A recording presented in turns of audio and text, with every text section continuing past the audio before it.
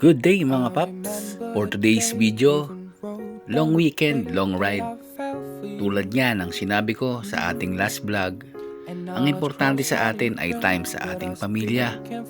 Habang ako ay nasa daan, maraming grupo ng mga riders ang ating nakasabay. Iba't ibang patutunguhan at iba-ibang pasyalan at mga view na kanilang pupuntahan. Ito yung pagkakaiba ng bawat isa sa atin. Sila mayroong time para sa long ride na pasyal. At tayo naman, syempre, ang long ride natin ay yung pag-uwi natin sa ating pamilya, which is ang pinaka-importante at pinakamasayang long ride. Yung makarating tayo ng safe sa ating pamilya. Habang naglalakbay tayo sa mundong ito, madami ang ating natututunan.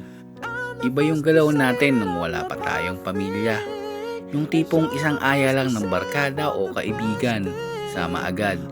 Gala dito, gala doon. Inom dito, inom doon. Yung hindi iniintindi yung kinabukasan. Although ngayon, may pamilya na tayo at andyan pa rin naman ng ating mga kaibigan o kabarkada.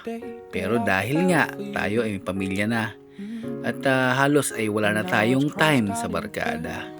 Dahil siyempre ang ating priority na ay ang ating pamilya. Dito sa part na ito ng ating buhay, may pamilya.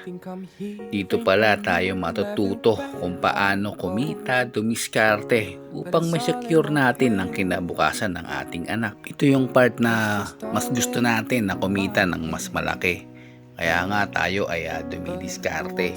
Tulad nga nito na meron tayong regular work at the same time ay nagjo-joyride tayo. Sa buhay, marami tayong choices.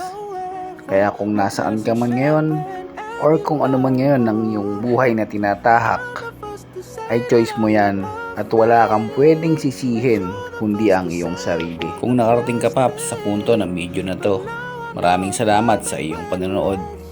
Please like and share, and thank you for watching.